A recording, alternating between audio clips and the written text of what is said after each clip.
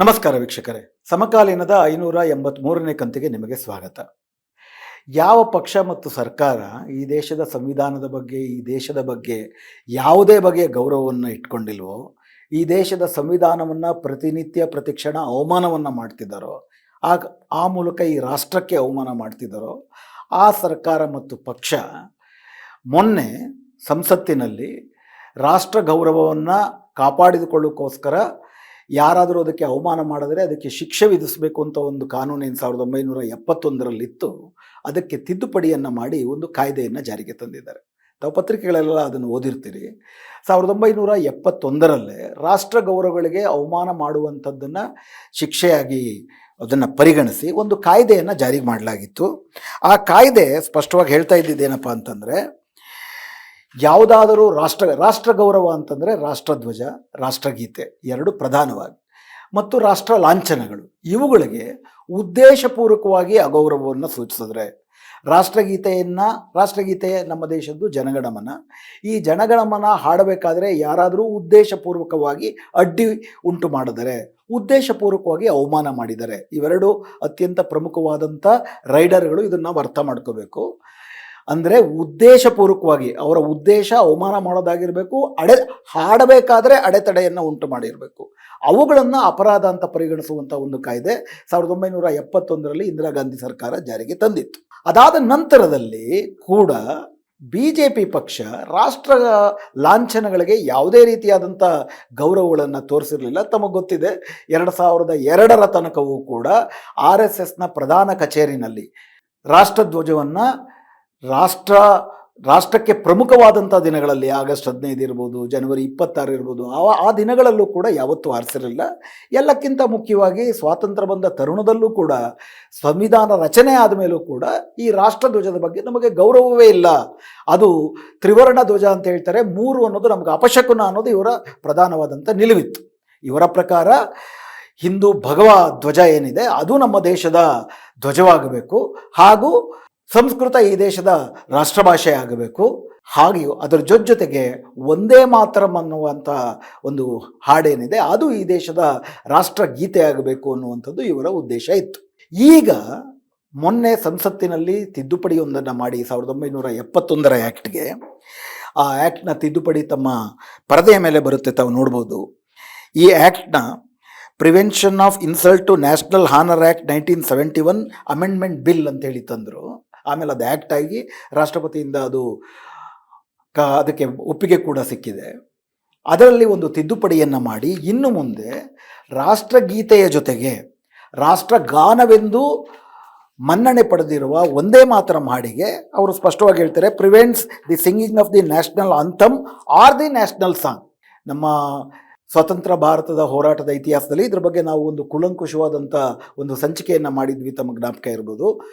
ಒಂದೇ ಮಾತರಂ ಅನ್ನುವಂಥದ್ದು ಅದನ್ನು ಸಂಕ್ಷಿಪ್ತವಾಗಿ ಮತ್ತೆ ಚರ್ಚೆ ಮಾಡೋಣ.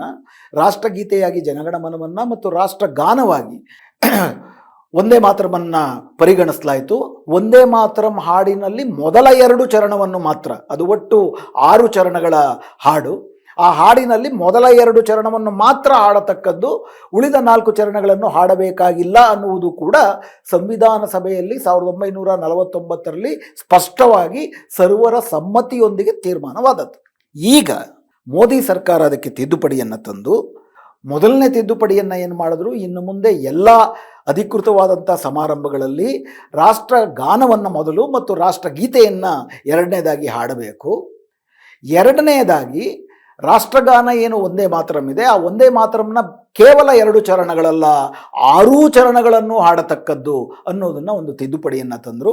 ಮೊನ್ನೆ ಆ 6 ಚರಣಗಳನ್ನು ಹಾಡಬೇಕಾದ್ರೆ, ಯಾವ ರೀತಿ ರಾಷ್ಟ್ರಗೀತೆಯನ್ನು ಹಾಡಬೇಕಾದ್ರೆ ಯಾರಾದರೂ ಅಡೆತಡೆಯನ್ನು ಉಂಟು ಮಾಡಿದ್ರೆ, ಮತ್ತು ಯಾರಾದರೂ ಆ ರೀತಿ causes disturbance to any assembly engaged in such singing, ಆ ರೀತಿ ಒಟ್ಟುಗೂಡಿ ಹಾಡಬೇಕಾದ್ರೆ ಆ ಥರ ಒಂದು ಸಭೆಗೆ ಯಾರಾದರೂ ಅಡ್ಡಿಯನ್ನು ಉಂಟು ಮಾಡಿದ್ರೆ ಅದನ್ನು ಕೂಡ ಶಿಕ್ಷಾರ್ಹ ಅಪರಾಧ, shall be punishable with imprisonment for a term which may extend to 3 years or with fine or both. 3 ವರ್ಷದ ಕಾಲ ಶಿಕ್ಷೆಯನ್ನು ವಿಸ್ತರಿಸಬಹುದಾದಂಥ ಅವಕಾಶವಿರುವ ಒಂದು ದಂಡ ಮತ್ತು ಒಂದು ಶಿಕ್ಷೆ ಹಾಗೂ ದಂಡ ಎರಡನ್ನೂ ವಿಧಿಸಬಹುದು ಅಂತಾಯಿತು. ಕಾರಣ ಏನಿತ್ತು? ಯಾವುದೇ ಕಾನೂನನ್ನು ತರಬೇಕಾದ್ರೆ statement of objects and reasons ಅಂತ ಹೇಳ್ತಾರೆ. ಅದರಲ್ಲಿ ಸ್ಟೇಟ್ಮೆಂಟ್ ಆಫ್ ಆಬ್ಜೆಕ್ಟ್ ಆ್ಯಂಡ್ ರೀಸನ್ನ ಇದನ್ನ ಯಾಕೆ ತಂದರು ಅಂತ ಇದೆ, ತಮ್ಮ ಪರದೆ ಮೇಲೆ ಬರುತ್ತೆ, ಅದನ್ನು ನೋಡ್ಬೋದು. Presently there is no specific legal provision to prevent insult to the singing of Vande Mataram which is honoured as national song. ಪ್ರಸ್ತುತದಲ್ಲಿ ರಾಷ್ಟ್ರಗಾನ ಎಂದು ಪರಿಗಣಿಸಲ್ಪಟ್ಟಿರುವ ವಂದೇ ಮಾತರಂ ಹಾಡಿಗೆ ಅವಮಾನ ಮಾಡಿದ್ರೆ ಅದನ್ನು ದಂಡಿಸುವಂತಹ ಯಾವುದೇ ಕಾನೂನಿಲ್ಲ. Therefore in order to prohibit any person from intentionally preventing the singing of the national song or causing disturbance to any assembly engage in singing it is propose to amend section 3 of the said act. ಹೀಗಾಗಿ ಯಾರಾದರೂ ಹಾಡನ್ನು, ಈ ರಾಷ್ಟ್ರಗಾನವನ್ನು ಹಾಡ್ತಿರಬೇಕಾದ್ರೆ ಅದಕ್ಕೆ ಅಡ್ಡಿ ಉಂಟು ಮಾಡಿದ್ರೆ, ಹಾಡು ಸೇರೋದಕ್ಕೆ ಒಗ್ಗೂಡಿದಾಗ ಆ ರೀತಿ ಸಭೆಯ ಮೇಲೆ ಏನಾದರೂ ಅಡೆತಡೆ ಉಂಟು ಮಾಡಿದ್ರೆ ಅವ್ರ ಮೇಲೆ ಶಿಕ್ಷೆ ತರುವುದಕ್ಕಾಗಿ ಇದನ್ನು ಮಾಡಿದ್ವಿ. ಮೊದಲನೇ ವಿಷಯ, ವಂದೇ ಮಾತರಮನ್ನು ಹಾಡಬೇಕಾದ್ರೆ ದೇಶದಲ್ಲಿ ಎಷ್ಟೆಲ್ಲ ಅಡೆತಡೆಗಳನ್ನು ಯಾರು ಉಂಟು ಮಾಡಿದ್ರು? ಎಲ್ಲಿದೆ ಅದಕ್ಕೆ ಪುರಾವೆ? ಏನಿದೆ? ಯಾವುದಾದ್ರೂ ಒಂದು ಹೊಸ ಕಾನೂನಿನ ಅಗತ್ಯ ಉಂಟಾದರೆ ನೋಡಿ, ಈ ಕಾರಣಗಳು ಉಂಟಾಗ್ತಿವೆ ಈ ದೇಶದಲ್ಲಿ, ಆ ಕಾರಣಕ್ಕಾಗಿ ಇದು ಬೇಕಾಗಿದೆ, ಆ ಥರದ್ದೊಂದು ವಿದ್ಯಮಾನವನ್ನು ಚರ್ಚೆ ಮಾಡಬೇಕು. ವಾಸ್ತವವಾಗಿ ಈ ಮಸೂದೆಯನ್ನು ಲೋಕಸಭೆಯಲ್ಲಿ ಮಂಡಿಸಿದಾಗ ಇಬ್ಬರು ಎಂ ಪಿಗಳು ಮಾತ್ರ ಇದರ ಬಗ್ಗೆ ಚರ್ಚೆಗೆ ಅವಕಾಶ ಮಾಡಿಕೊಟ್ರು. ಅದರಲ್ಲಿ DMK ಇಂದ ಮಾತನಾಡಿದಂಥ DMK ಸಂಸತ್ ಸದಸ್ಯೆಯವರು ಇದರ ಹಿಂದೆ ಕೋಮುವಾದಿ ಉದ್ದೇಶವಿದೆ, ಇದರ ಅಗತ್ಯವೇ ಇರಲಿಲ್ಲ ಅಂತ ಮಾತಾಡ್ತಿದ್ರು. ಇನ್ನೊಬ್ಬರದ್ರ ಪರವಾಗಿ ಮಾತಾಡಿದ್ರು. ಅದಕ್ಕೆ ಧ್ವನಿ ಮತದಾನದ ಮೂಲಕ ಅದನ್ನು ಪಾಸ್ ಮಾಡೇ ಬಿಟ್ರು. ಯಾತಕ್ಕೆ ಚರ್ಚೆಯ ಅಗತ್ಯವೂ ಇಲ್ಲದೆ, ಕೂಲಂಕುಷವಾದ ಚರ್ಚೆಯನ್ನು ಮಾಡದೆ ಏನು ಅಗತ್ಯ ಉಂಟಾಯಿತು ದೇಶದಲ್ಲಿ? ದೇಶದಲ್ಲಿ ಎಲ್ಲೆಲ್ಲಿ ಒಂದೇ ಮಾತ್ರ ಮಾಡಬೇಕಾದ್ರೆ ಈ ಥರ ಅಡೆತಡೆಯನ್ನು ಉಂಟು ಮಾಡಿದ್ದಾರೆ, ಯಾರು ಮಾಡಿದ್ದಾರೆ? ಆ ಥರ ಸಭೆ ಸೇರಿದಾಗ ಆ ಸಭೆ ಮೇಲೆ ಯಾರು ದಾಳಿ ಮಾಡಿದ್ದಾರೆ? ಈ ಥರ ಯಾವ ವಿವರಗಳು ಇಲ್ಲ. ಯಾಕಂದರೆ ಎಲ್ಲೂ ಆ ಥರದ್ದಾಗಿಲ್ಲ.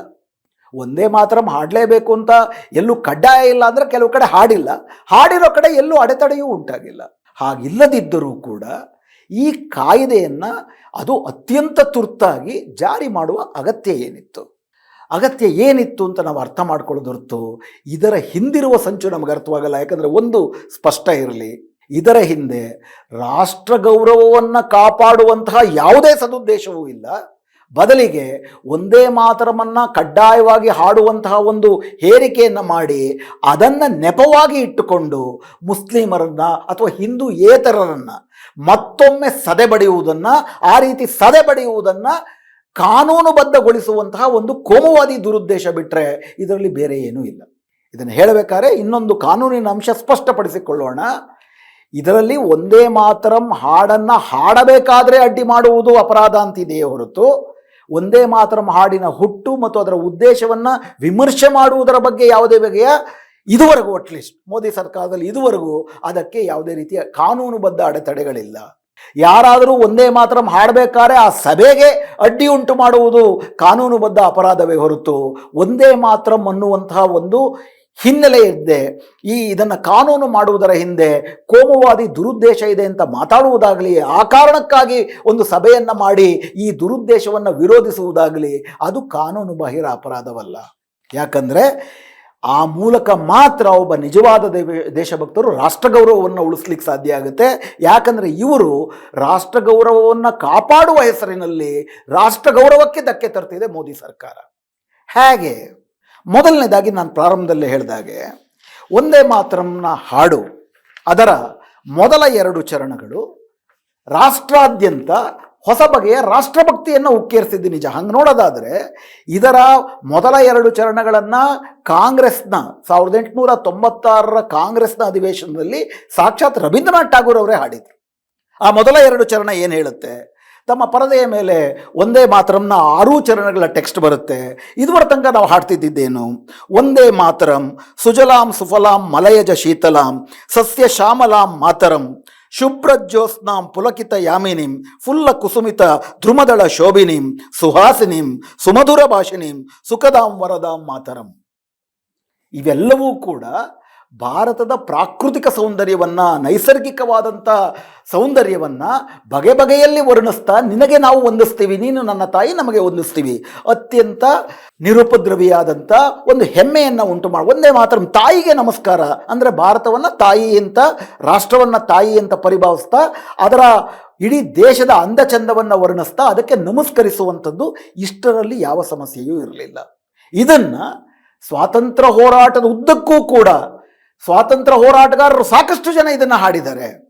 ಒಂದೇ ಮಾತರಂ, ಅಲ್ಲಾಹು ಅಕ್ಬರ್ ಇವೆರಡೂ ಕೂಡ ಏಕಕಾಲದಲ್ಲಿ ಯಾವುದೇ ವೈರುಧ್ಯವಿಲ್ಲದೀರ ಜೊತೆಗೂಡಿ ಹಿಂದೂ ಮುಸ್ಲಿಮರು ಹೆಂಗೆ ಜೊತೆಗೂಡಿ ಈ ದೇಶದ ಸ್ವಾತಂತ್ರ್ಯಕ್ಕೆ ಹೋರಾಟ ಮಾಡಿದಾರೋ ಅದೇ ರೀತಿ ಒಂದೇ ಮಾತರಂ ಮತ್ತು ಅಲ್ಲಾಹು ಅಕ್ಬರ್ ಎರಡೂ ಒಟ್ಟಿಗೆ ಸೇರಿ ಹೋರಾಟ ಮಾಡಿದ್ರು.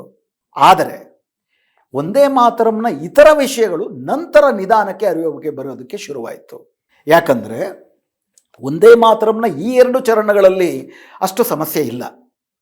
ಆ ನಂತರದಲ್ಲಿ ಇಡೀ 6 ಚರಣಗಳನ್ನು ಕೂಡ ಕೆಲವು ಕಡೆ ಹಾಡಲಿಕ್ಕೆ ಶುರುವಾದಾಗ ಅದರ ಬಗ್ಗೆ ಕೆಲವು ಆಕ್ಷೇಪಣೆಗಳು ಬರೋಕ್ಕೆ ಶುರುವಾಯಿತು. ಏನಿದೆ ಇತರ ಚರಣಗಳಲ್ಲಿ? ಮೊದಲ 2 ಚರಣಗಳು ದೇಶದ ಪ್ರಾಕೃತಿಕ ಸೌಂದರ್ಯವನ್ನು ಮಾತ್ರ ವರ್ಣಿಸ್ತಾ ನಿನಗೆ ನಮಸ್ಕಾರ ಅಂತ ಹೇಳುವಂಥದ್ದು ಮಾತ್ರ ಇದೆ. ಇದರಲ್ಲಿ ಧಾರ್ಮಿಕ ಸಂಕೇತವಾಗಲಿ, ನಿರ್ದಿಷ್ಟ ಧರ್ಮದ ಸಂಕೇತವಾಗಲಿ, ಮತ್ತೊಂದು ಧರ್ಮದ ಅವಹೇಳನ ಆಗಲಿ, ಧಾರ್ಮಿಕವಾದದ್ದು ಏನೂ ಇಲ್ಲ. ಆದರೂ ಇದರಲ್ಲೂ ರಾಷ್ಟ್ರವನ್ನು ತಾಯಿ ಅಂತ ಪರಿಭಾವಿಸುವ, ತಾಯಿಗೆ ನಮಸ್ಕರಿಸುವ ಒಂದು ಅಂಶ ಇದೆ. ಕೆಲವು ಧರ್ಮಗಳಲ್ಲಿ ಅಲ್ಲಾಹು ಮಾತ್ರ ತಂದೆ ಇರ್ಬೋದು, ಅಥವಾ ಬೇರೆ ಹಿಂದೂಯೇತರ ಧರ್ಮಗಳಲ್ಲಿ ಆ ಥರ ಅಭಿಪ್ರಾಯ ಇಲ್ಲದೆ ಇರ್ಬೋದು. ಆದರೆ ಇಷ್ಟರ ಮಟ್ಟಿಗೆ ಏನಿತ್ತು ಅದು ಹೇಳುವುದಕ್ಕೆ ಈ ದೇಶದ ಮುಸ್ಲಿಮರು ಕೂಡ ಯಾವತ್ತೂ ಹಿಂದೆ ಸರಿದಿರಲಿಲ್ಲ. ಆದರೆ ಆ ನಂತರದಲ್ಲಿ ಉಳಿದ 4 ಚರಣಗಳಲ್ಲಿ ಏನು ಬರುತ್ತೆ ಅದು ತಮ್ಮ ಪರದೆಯ ಮೇಲೆ ಬರುತ್ತೆ. ತಾವು ನೋಡ್ಬೋದು. ಕೋಟಿ ಕೋಟಿ ಕಂಠ ಕಲಕಲ ನಿನಾದ ಕರಾಲೆ, ಕೋಟಿ ಕೋಟ ಭುಜೈ ದುತ ಕರವಾಲೆ, ಕೇ ಬೋಲೆ ಮಾ ತುಮಿ ಅಬಲೆ, ಬಾಹುಬಲ ದಾರಿಣೀಂ ನಮಾಮಿ ತಾರಿಣೀಂ, ರಿಪುದಳ ವಾರಿಣೀಂ ಮಾತರಂ.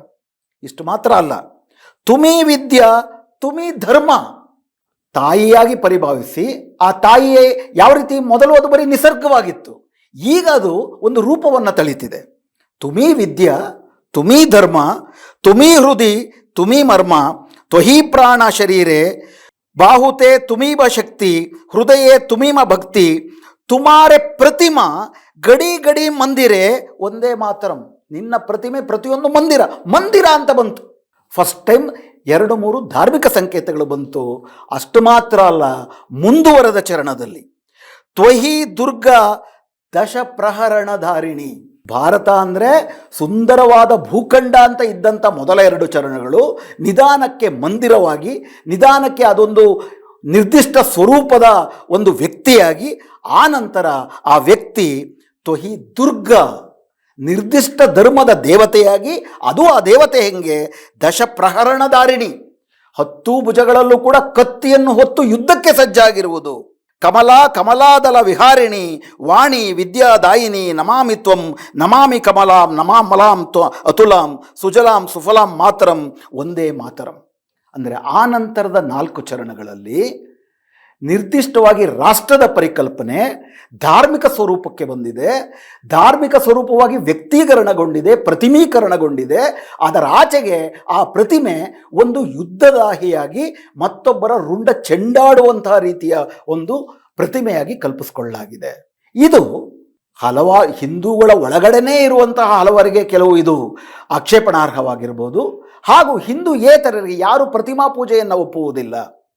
ಭಾರತೀಯರೇ, ಭಾರತದ ಸ್ವಾತಂತ್ರ್ಯಕ್ಕೆ ಹೋರಾಟ ಮಾಡುವವರೇ, ಭಾರತ ಮಾತೆಗಾಗಿ ಪ್ರಾಣವನ್ನು ಕೊಡುವವರೇ. ಆದರೆ ಅದೊಂದು ಧಾರ್ಮಿಕ ಸ್ವರೂಪಕ್ಕೆ ಬಂದಾಗ ಅದು ದೇಶವಾಗಿ ಉಳಿಯೋದಿಲ್ಲ, ಧರ್ಮದ ವಿಷಯವಾಗುತ್ತೆ. ದೇಶವನ್ನು ಒಂದು ಧರ್ಮಕ್ಕೆ ಸಮೀಕರಿಸಿದಾಗ ಅದು ಆ ಧರ್ಮದ ಹೆಸರಿನಲ್ಲಿ ಮತ್ತೊಂದು ಧರ್ಮದ ಮೇಲೆ ದಾಳಿಯನ್ನು ಪ್ರಚೋದಿಸುವ ರೀತಿಯಲ್ಲಿ ರೂಪುಗೊಂಡಾಗ ಸಹಜವಾಗಿ ಆಕ್ಷೇಪಣೆಗಳು ಬಂದವು. 1902ರ ನಂತರ, ಅದರಲ್ಲೂ 1905ರಲ್ಲಿ ವಂಗಭಂಗ ಚಳುವಳಿಯ ಏನು ದೊಡ್ಡದಾಗಿ ಶುರುವಾಯಿತು, ಬಂಗಾಲ್ನ ಡಿವೈಡ್ ಮಾಡಿ ಫಸ್ಟ್ ಟೈಮ್ ಭಾರತದಲ್ಲಿ ಬಂಗಾಳ ಪ್ರಾಂತ್ಯದಲ್ಲಿ ಹಿಂದೂ ಮುಸ್ಲಿಂ ಅನ್ನೋ ಕೋಮು ವಿದ್ವೇಷವನ್ನು ಬ್ರಿಟಿಷರು ಏನು ಬಿತ್ತರು, ಆವಾಗ ಸ್ವಾತಂತ್ರ್ಯ ಹೋರಾಟದ ಒಳಗಡೆ ಒಂದೇ ಮಾತ್ರ ಹಾಡ್ತಿದ್ದಂತಹ ಸಂದರ್ಭದಲ್ಲೂ ಕೂಡ ಈ ಒಟ್ಟಾರೆ ಚರಣಗಳ ತಾತ್ಪರ್ಯ ಏನು ಅನ್ನುವ ಪ್ರಶ್ನೆ ಬಂತು. ಹಾಗೂ ಹಿಂದೂಯೇತರರು, ಹಿಂದೂಗಳ ಒಳಗಿರುವವರು ಮತ್ತು ಹಿಂದೂಯೇತರರು ದೇಶವನ್ನು ಒಂದು ಧಾರ್ಮಿಕ ಸಂಕೇತವಾಗಿ, ದುರ್ಗೆಯಾಗಿ, ಯುದ್ಧದಾಹಿ ದುರ್ಗೆಯಾಗಿ ಕಲ್ಪಿಸಿಕೊಂಡು ಅದನ್ನು ಆರಾಧಿಸುವುದು ಧರ್ಮಕ್ಕೂ ದೇಶಭಕ್ತಿಗೂ ಅನಗತ್ಯವಾದಂಥ ಒಂದು ಬಿಕ್ಕಟ್ಟನ್ನು ಏರ್ಪಡಿಸುವುದಿಲ್ಲವಾ? ಈ ಪ್ರಶ್ನೆಗಳು ತುಂಬ ಗಂಭೀರವಾಗಿ ಚರ್ಚೆಗೆ ಒಳಪಡ್ತು. ರವೀಂದ್ರನಾಥ್ ಠಾಗೂರ್ ಮುಂದೆ, ಗಾಂಧಿಯ ಮುಂದೆ, ಸರ್ದಾರ್ ಪಟೇಲರ ಮುಂದೆ. ಯಾವ ವ್ಯಕ್ತಿಯನ್ನು BJP ತಲೆ ಮೇಲೆ ಹೊತ್ಕೊಂಡು ತಮ್ಮ ಕಾಂಗ್ರೆಸ್ಸಿನ ಒಳಗಿನ ನಮ್ಮ ಸಂಘಶಕ್ತಿ ಅಂತ ಅಂದ್ಬಿಟ್ಟು ಹೇಳ್ತಾರೆ, ಸರ್ದಾರ್ ವಲ್ಲಭಾಯ್ ಪಟೇಲರಿಗೂ ಕೂಡ ಇದು ಕಸಿವಿಸಿಯನ್ನು ಉಂಟು ಮಾಡಿತು.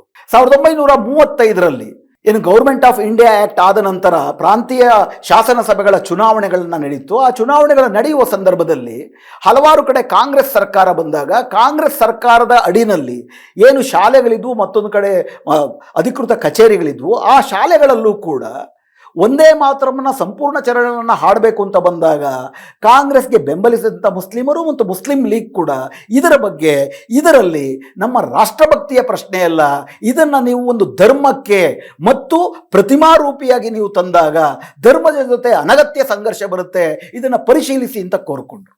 ಆಗ ಸುಭಾಷ್ ಚಂದ್ರ ಬೋಸ್, ಸರ್ದಾರ್ ವಲ್ಲಭಾಯ್ ಪಟೇಲ್, ನೆಹರು ಹಾಗೂ HV ಕಾಮತ್ ಇತ್ಯಾದಿ ವಿಶ್ವ ಹಿಂದೂ ಮಹಾಸಭಾದ ವ್ಯಕ್ತಿಗಳೂ ಕೂಡ ಜೊತೆಗೆ ಸೇರಿ ರವೀಂದ್ರನಾಥ್ ಠಾಗೂರ್ ಅವರಿಗೆ ಪತ್ರವನ್ನು ಬರೀತಾರೆ. ಇದರ ಬಗ್ಗೆ ತಮ್ಮ ಅಭಿಪ್ರಾಯವೇನು ಅಂತೇಳಿ. ರವೀಂದ್ರನಾಥ್ ಠಾಗೂರ್ ಅವರು 1937ರಲ್ಲಿ ತಮ್ಮ ಸ್ಪಷ್ಟ ಅಭಿಪ್ರಾಯವನ್ನು ಹೇಳ್ತಾರೆ. ಈ ರೀತಿ ಈ ಒಟ್ಟಾರೆ ಚರಣಗಳ ಭಾವಾರ್ಥವನ್ನು, ಇದರ ಪರಿಣಾಮಗಳನ್ನು ನಾನು ಕೂಡ ಗಂಭೀರವಾಗಿ ಅಧ್ಯಯನ ಮಾಡ್ತಿಲ್ಲ, ಈ ಆಕ್ಷೇಪಣೆಗಳಲ್ಲಿ ಹುರುಳಿದೆ. ಆದ್ದರಿಂದ ಮೊದಲ 2 ಚರಣಗಳನ್ನು ಮಾತ್ರ ನಾವು ಉಳಿಸಿಕೊಂಡು ಉಳಿದ ಚರಣಗಳನ್ನು ಯಾರಿಗಿಷ್ಟ ಇದ್ದರೆ ಅವ್ರು ಹಾಡಬಹುದು, ಇಲ್ಲ ಅಂದರೆ ಬೇಡ ಅಂತ ಬಿಡುವುದು ವಾಸಿ ಅಂತೇಳಿ ತಮ್ಮ ಸಜೆಷನ್ ಕೊಡ್ತಾರೆ. 1937-38ರಲ್ಲಿ ಕಾಂಗ್ರೆಸ್ನ ಅಧ್ಯಕ್ಷರಾಗಿದ್ದು ಸುಭಾಷ್ ಚಂದ್ರ ಬೋಸ್ ಅಂತ ತಮಗೆ ಗೊತ್ತು.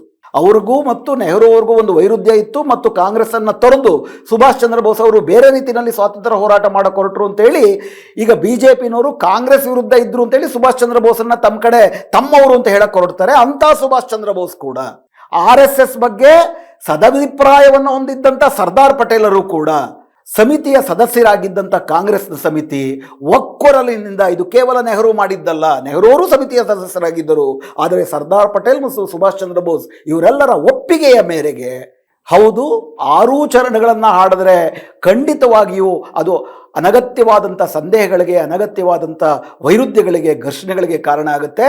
ಹಾಗೂ ಏನು ಆಕ್ಷೇಪಣೆಗಳು ಬರ್ತಿದೆ, ಆಕ್ಷೇಪಣೆಗಳಲ್ಲಿ ಹುರುಳಿದೆ. ದೇಶ ಧರ್ಮನಿರಪೇಕ್ಷಿಯಾಗಿರಬೇಕು, ಧರ್ಮಗಳಿಂದ ಸಮಾನ ದೂರ ಇಟ್ಕೋಬೇಕು ಅಥವಾ ಸಮಾನ ಸಾಮೀಪ್ಯ ಇಟ್ಕೋಬೇಕು.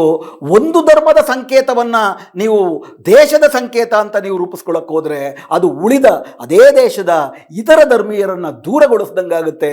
ದೇಶ ಕಟ್ಟುವ ಬಗೆ ಇದಲ್ಲ. ಆದ್ದರಿಂದ ಬರೀ 2 ಚರಣಗಳನ್ನು ಮಾತ್ರ ಆಡುವುದು ಅಂದರೆ ಒಂದೇ ಮಾತರಂ ಸುಜಲಾಂ ಸುಫಲಾಂ ಮಲಯ ಶೀತಲಾಂ ಸಸ್ಯಶ್ಯಾಮಲಾಂ ಮಾತರಂ ಶುಭ್ರಜ್ಯೋತ್ಸ್ನಾಂ ಪುಲಕಿತ ಯಾಮಿನೀಂ ಪುಲ್ಲ ಕುಸುಮಿತ ಧ್ರುಮದಳ ಶೋಭಿನಿಂ ಸುವಾಸಿನೀಂ ಸುಮಧುರ ಭಾಷಿನೀಂ ಸುಖದಾಂ ವರದಾಂ ಮಾತರಂ. ಇಷ್ಟು ಮಾತ್ರ ಹಾಡತಕ್ಕದ್ದು ಅಂತ ತೀರ್ಮಾನ ಮಾಡಿದ್ರು 37ರಲ್ಲಿ. ಅದಾದ ನಂತರ 1947ರಲ್ಲಿ ಸಂವಿಧಾನ ಸಭೆ ಏರ್ಪಡ್ತು. ಸಂವಿಧಾನ ಸಭೆಯಲ್ಲಿ ರಾಷ್ಟ್ರಗೀತೆ ಇತ್ಯಾದಿಗಳ ಚರ್ಚೆ 1949ರ ಅಂತಿಮವಾಗಿ ಇನ್ನೇನು ಬರೆದು ಮುಗಿಸ್ಬೇಕು ಅನ್ನೋ ಸಂದರ್ಭದಲ್ಲಿ ಬಂತು. ಆಗ ಒಂದೇ ಮಾತರಮನ ಸ್ಥಾನ ಏನಿರಬೇಕು ಅಂತ ಸಂವಿಧಾನ ಸಭೆ ಇದರ ಬಗ್ಗೆ ಚರ್ಚೆಗೆ ಬಂದಾಗ ಬಾಬು ರಾಜೇಂದ್ರ ಪ್ರಸಾದ್ ಸಂವಿಧಾನ ಸಭೆಯ ಅಧ್ಯಕ್ಷರಾಗಿದ್ದರು. ಅವರು ಇದರ ಬಗ್ಗೆ ಚರ್ಚೆ ಬೇಡ, ನನಗೆ ನೀವು ಅಧಿಕಾರ ಕೊಡಿ, ನಾನು ಇದರ ಬಗ್ಗೆ ನಿಮ್ಮೆಲ್ಲರಿಗೂ ಸಮ್ಮತವಾಗುವಂತಹ ಒಂದು ತೀರ್ಮಾನವನ್ನು ಮುಂದಿಡ್ತೀನಿ, ಒಂದು ಗೊತ್ತುವಳಿಯನ್ನು ಮುಂದಿಡ್ತೀನಿ ಅಂತ ಹೇಳಿದ್ರು. ಸಂವಿಧಾನ ಸಭೆಯಲ್ಲಿ ಯಾರ್ಯಾರಿದ್ರು? ಸಂವಿಧಾನ ಸಭೆಯಲ್ಲಿ ಸರ್ದಾರ್ ಪಟೇಲ್ ಇದ್ದರು, BJPಯವರ ಪಿತಾಮಹ ಅಂತ ತಾವು ಗುರುತಿಸ್ಕೊಳ್ಳೋ ಸರ್ದಾರ್ ಪಟೇಲ್ ಇದ್ದರು.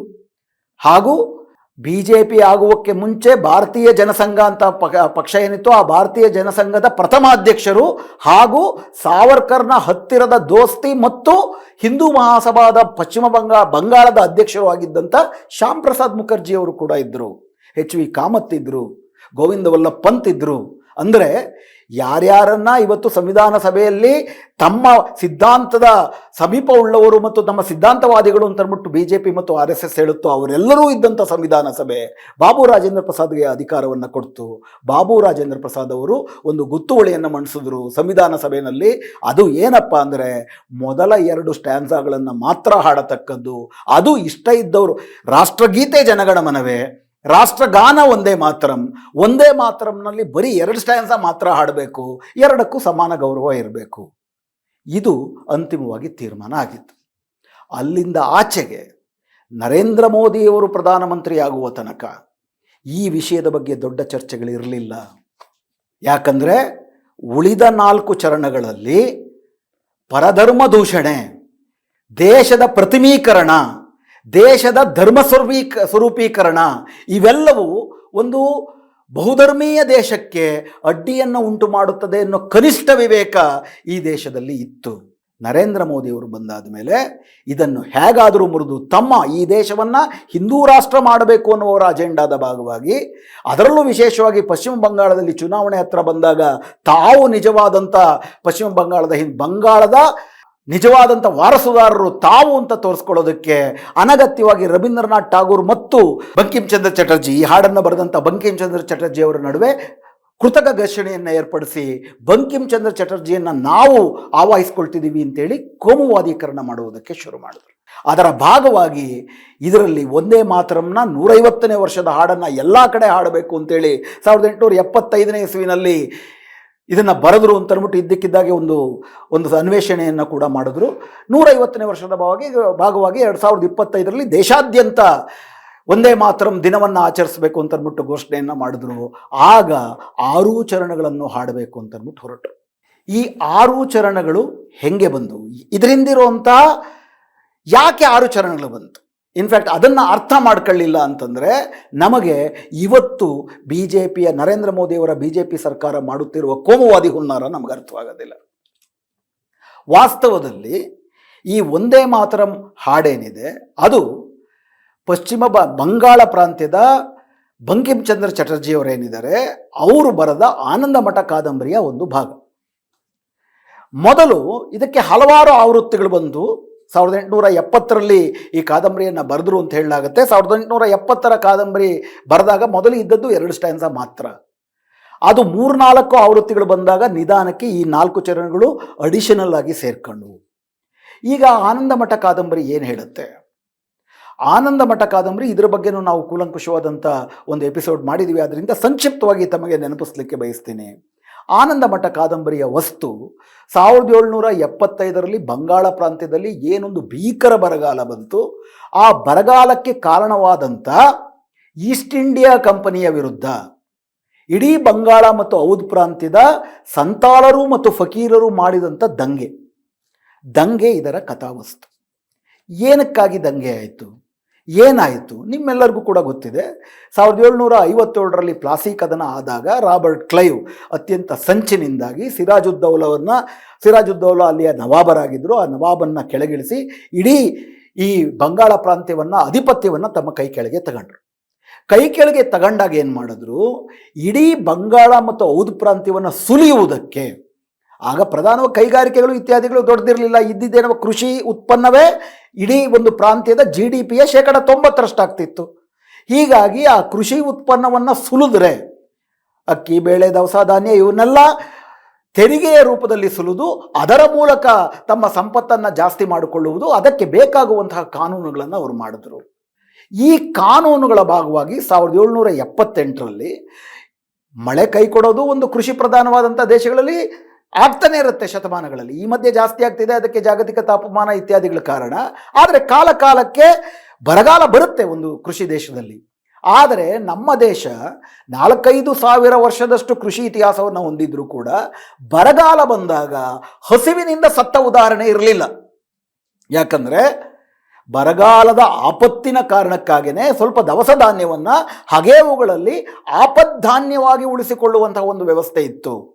ಅದನ್ನು ಯಾವ ರಾಜ ಮಹಾರಾಜರುಗಳು ತೆರಿಗೆಯಾಗಿ ಲೂಟಿ ಮಾಡ್ತಿರಲಿಲ್ಲ. ಆದರೆ ಇಲ್ಲಿ ಈಸ್ಟ್ ಇಂಡಿಯಾ ಕಂಪನಿ ಇಡೀ ಬಂಗಾಳ ಪ್ರಾಂತ್ಯದಲ್ಲಿ ತಮ್ಮ ಅಧಿಕಾರವನ್ನು ವಶಪಡಿಸಿಕೊಂಡಾಗ, ಈ ರೀತಿ ಬರಗಾಲ ಬಂದಾಗ, ಕ್ಷಾಮ ಬಂದಾಗ ಜನರು ಆಪದ್ಧಾನ್ಯವಾಗಿ ಇಟ್ಟಿದ್ದನ್ನೂ ತೆರಿಗೆಯ ಪ್ರಕಾರವಾಗಿ ತಮ್ಮ ದೊಡ್ಡ ದೊಡ್ಡ ಭೂಮಾಲೀಕರ ಮೂಲಕ, ಅವರ ದಂಡುಗಳ ಮೂಲಕ, ಸೈನ್ಯದ ಮೂಲಕ ಲೂಟಿ ಮಾಡಿ ಜನ ಹಸಿವಿನಿಂದ ಸಾಯಕ್ಕೆ ಶುರುವಾದರು. ಆ ಥರದ್ದು 3-4 ದೊಡ್ಡ ಬರಗಾಲಗಳು ನಮಗೆ ಬ್ರಿಟಿಷರ ಕಾಲದಲ್ಲಿ ಈ ದೇಶ ಅನುಭವಿಸಿದೆ. 18ನೇ ಶತಮಾನದಲ್ಲಿ ಒಂದು, 19ನೇ ಶತಮಾನದಲ್ಲಿ ಒಂದು, 20ನೇ ಶತಮಾನದಲ್ಲಿ 2 ಈ ಭೀಕರ ಬರಗಾಲಗಳು.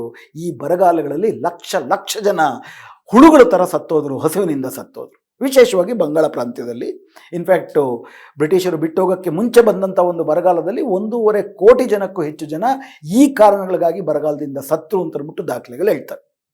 ಸಹಜವಾಗಿಯೇ ರೈತರ ಬದುಕಿನ ಮೇಲೆ ಈ ರೀತಿ ಈಸ್ಟ್ ಇಂಡಿಯಾ ಕಂಪನಿ ಮಾಡ್ತಿದ್ದಂಥ ಒಂದು ಅನ್ಯಾಯ, ಲೂಟಿ, ಸುಲಿಗೆಯ ವಿರುದ್ಧ ಅವ್ರಿಗೆ ಸ್ಥಳೀಯ ಏಜೆಂಟ್ಗಳಿದ್ರು. ಯಾಕಂದರೆ ಬ್ರಿಟಿಷರು ಬಿಳಿ ಸೈನಿಕರು ಕಡಿಮೆನೆ, ಯಾರನ್ನು ಸೋಲ್ಸಿದ್ರು ಅವ್ರ ಸೈನಿಕರೇ ಇವ್ರ ಪರವಾಗಿ ಆಗ್ತಿದ್ರು.